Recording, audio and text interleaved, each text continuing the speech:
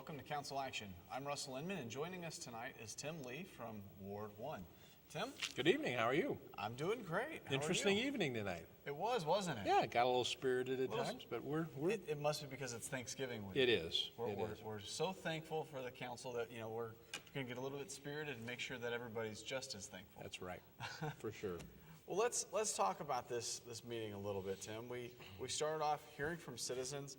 I don't know what, we had a person come up and talk about traffic issues at Patterson and Malamphy intersection. I don't know that I travel that intersection much, but. Yeah, Mr. Young lives on Malamphy right at Patterson, and he's raised the concern before, and I'm sure the chief of police was here tonight, and I'm sure we'll look into it and kind of watch for enforcement in that area. We had another gentleman come up and mention that he was going to be the Santa Claus for the Shriners and looking for donations for whether it's gifts or cash, things that they can use for this holiday season. And State Representative Keith English came up and spoke a little bit. Don't really think I fully understand or know the issue that was going on in the city with what he was talking about, maybe a little bit of defamation of character. I don't know if you want to talk about that at all, but he was here tonight. There was a little attack on social media that went back and forth in the past 10 days. I try to stay off of it because it just aggravates me a little bit, and I think he wanted to respond to some of it, some of the things that were stated, and I think the council president gave him a little bit extra time in order to do it, but also tried to keep him on topic and allow him to express his concerns. So, okay. Public hearings tonight. The first one, this was a public hearing. This actually came up on the last agenda. It was postponed to this week because the petitioner didn't show up and have anything prepared to speak on. Right. He also wasn't present tonight. Right. It was mentioned that there may have actually been at least some communication with the petitioner in this last week.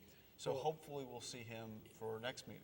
Yeah, Mrs. Pagano had asked the city clerk to contact them since they didn't come to the last one, and they sent a letter to the address of record, and it came back undeliverable. So they called the phone number that was on all the information, and it was like the cousin of the guy who's doing it. So, and she indicated that she would make sure that he was aware of it, but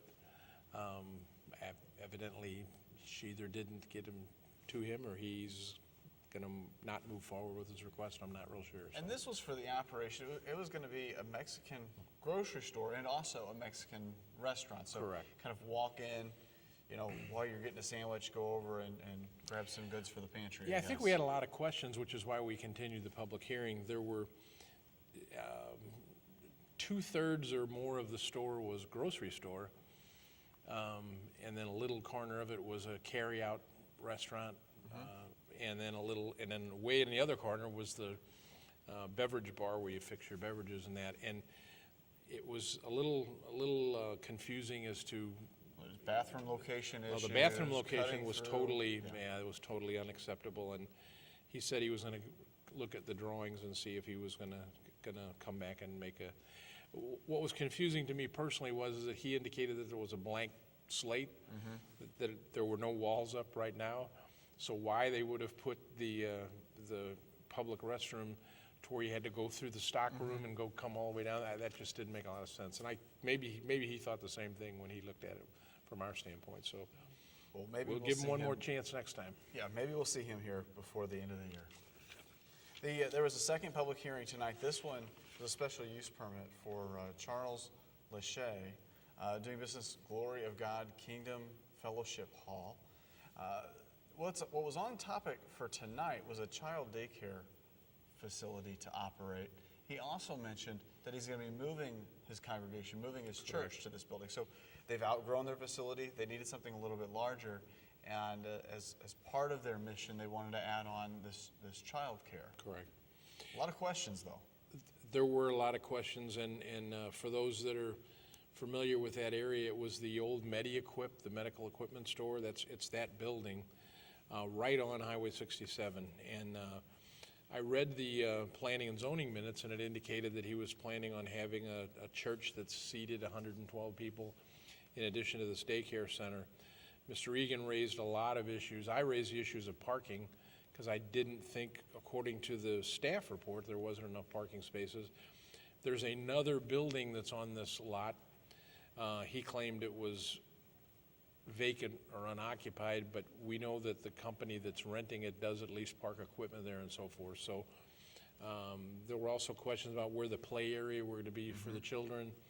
And Mr. Egan is going to meet with him. It's in his ward, and kind of answer some of those questions that we had. Also, Mr. Schmidt raised the issue of ingress and egress, people coming in to drop their kids off instead of a circular motion, which typically you'd see at a daycare. This was parking and then having to back out and then trying to get on and off of Highway 67. That could be problematic, to say the least. So Mr. Egan, I'm sure, will address those issues, and we'll continue this till the next meeting. Was the number of parking spots currently there about 27? Is that what I had heard? I believe that there's 28 parking spaces that are there, that are marked on the plan that we received.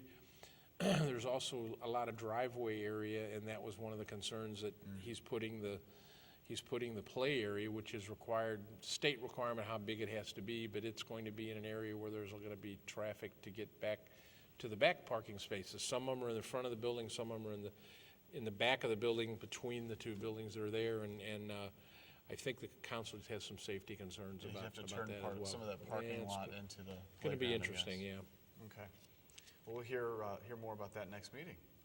The second readings, these were mainly budget related. The first one had a little bit of a topic to talk on. It's an ordinance adopting the budget for the fiscal year commencing December 1st, 2015, Yep. and ending November 30th. And just for reference, this is the budget that was adopted tonight. About 100 pages? It's substantial, and this is the 2 pages of additions that were added tonight when we did the substitute bill, because we met a week ago tonight to continue to work on the budget, and had significant amount of things that were changing before we did the budget. So I made a comment after the meeting that this is my 13th budget. Yeah. I really was glad how well it went. We didn't agree on everything. We had lots of debate and discussion, but it was very respectful. We worked well with the mayor and administration, and I know he appreciates that, but I think we do as well. And he commented about it as well, that it was a really good budget year. So it's always difficult. I always try to tell people that one of my most important jobs as a council person is the budget. We're managing a budget for what amounts to a $33 million corporation, and you've got 9 lay people on the city council that are charged with that. So we draw on the experience of the staff and our own experiences, and try to come up with something that's going to work. And like any organization or any family, I mean, you have to learn to live within your budget and not spend more than you take in when you can. And this was one of the more difficult years for me, trying to just make things work out and make sure that everything was going to be good. We're going into the reserves in order to submit a balanced budget, which we're required to do, but we do that every year. That's really nothing that's unusual. You're looking at anticipated revenue, which we tend to forecast low, conservative. We look at what our anticipated expenditures are going to be. We try to forecast high so that we don't have any gotchas at the end of the year. We're going to talk later about some of those gotchas that came up tonight, but I think it's a good budget, and we're going to all work real hard to make sure that it's successful this year for the city. One of the first topics that came up regarding that budget was kind of a staff issue. It was kind of an understanding and maybe a misunderstanding, if that's a better way to put it, yeah, on how and it was written into the budget. It is. And well, actually, this was one of them that we discussed a week ago tonight. It was kind of a last-minute change. There was a position that became vacant, a full-time employee that left, and the mayor had made a recommendation that the full-time position be converted to a part-time position, which saves us a significant amount of money, not just in salary, but also in benefits, a number of hours that they work. And there was some confusion as to what the pay grade or what the title would be of the new part-time position.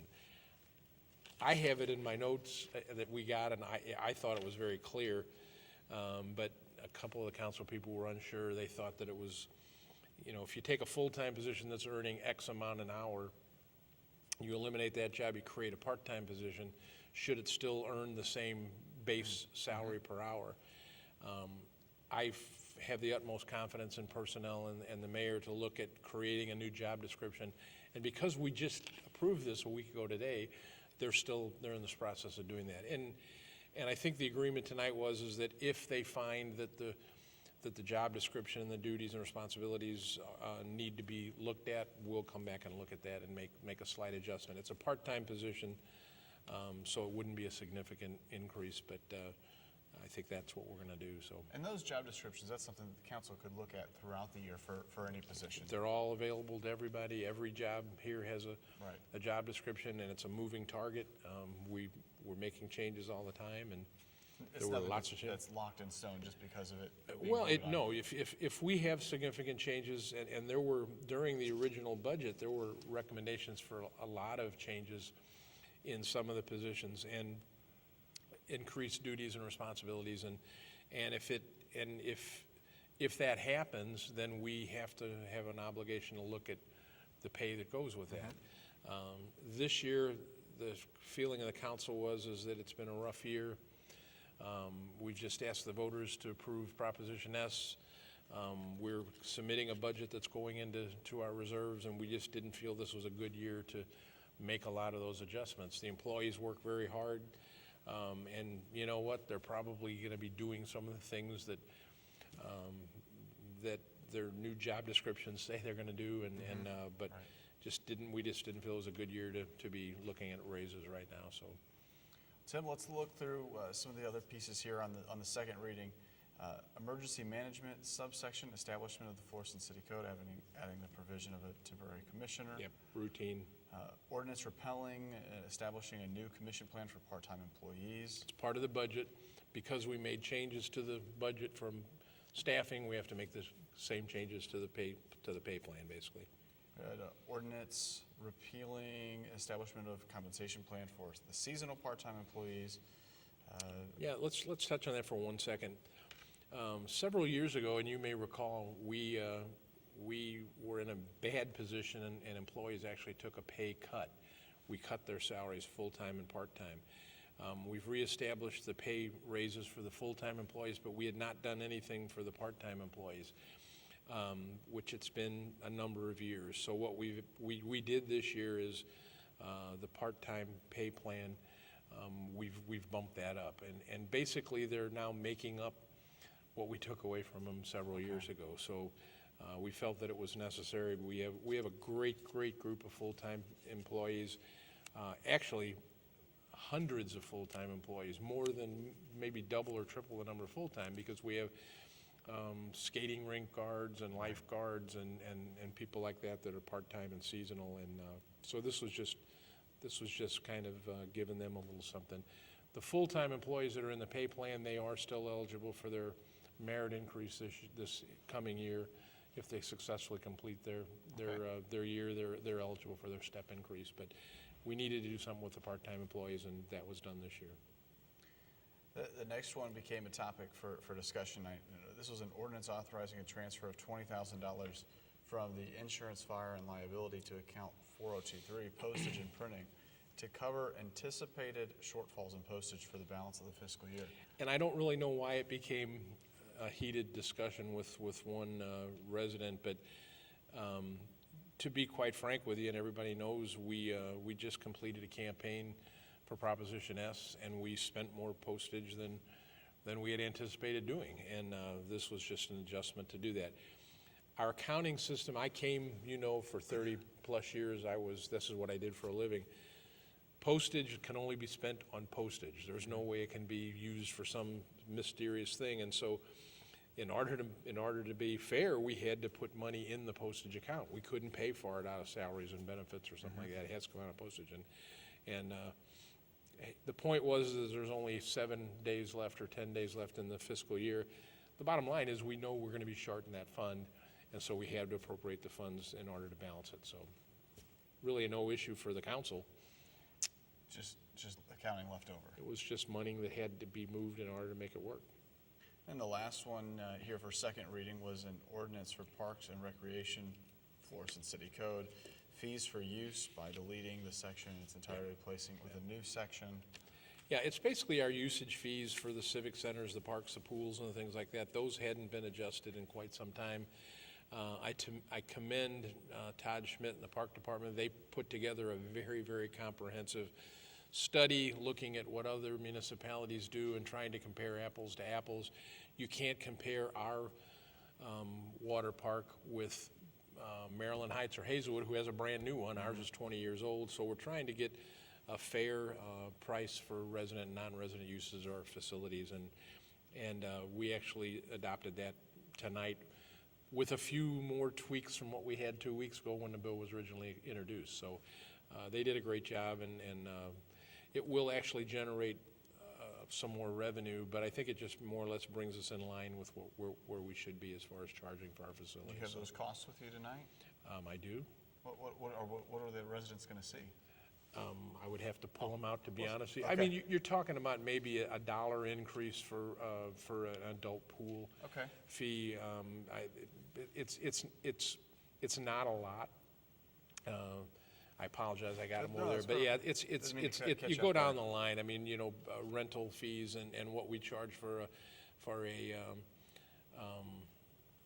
what am I saying here? For a deposit and so forth like that. It's just adjustments in those, but none of them amount to more than $1 or something. Okay. But when you put it together, it's a lot of different fees that we charge. So. New business tonight, board appointments. Mayor just had one. Do you have any board appointments you're looking for in your ward?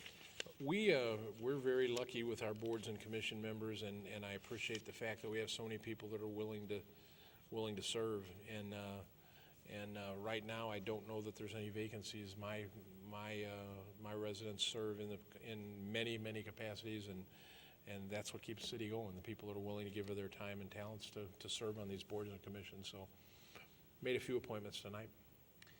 Bills for first reading. We had the first one removed that dealt with the child daycare facility we talked about just a second ago. There was the next one was an ordinance submitting for qualified voters of the city of Florissant, Missouri for their approval at the general municipal election to be held in the city on the 5th day of April. Does that make any sense to you? No. This goes back several years ago, and I'll put it very basically for you. There was a lawsuit filed, it became a class action, and went all the way to Missouri Supreme Court. If you buy a car in Illinois and you live in Missouri, you don't have to pay the sales tax on it here in the state of Missouri. And the Supreme Court ruled that under the Hancock Amendment, voters didn't have an opportunity to vote on that, whether or not they wanted to do it or not.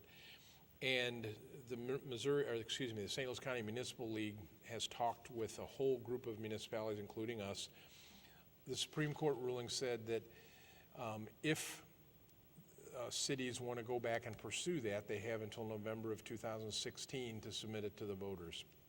And many of the municipalities are working with the Municipal League, including us, and we're working with the car dealers, with Johnny Londoff and Marty Consilla, because they actually market sometimes.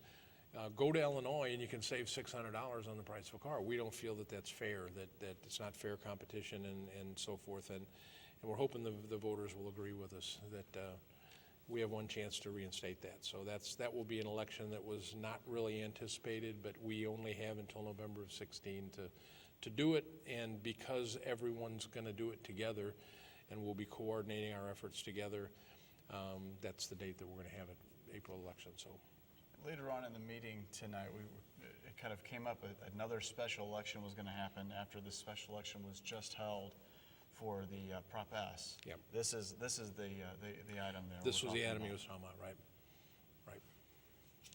The next piece, an ordinance authorizing mayor of the city of Florissant to enter into an agreement for federal funding. This is the North Lafayette Street reconstruction project. Passed all three tonight. Yeah, it's just basically it's saying that we'll commit our part of the money if the feds put up their part of the money. So okay. And we had $16,000 from the general revenue fund salaries golf course, and an appropriation of $1,500 to account utilities golf for the ending balance. What's the purpose here for this shortfall?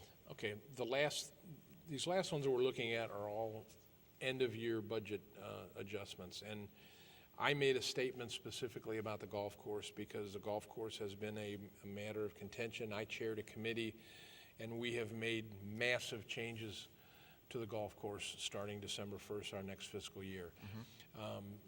This fiscal year, as we're coming down, we're seeing a shortfall in order to be able to pay the part-time salaries for the end of the year. We also came up a little short on some utilities.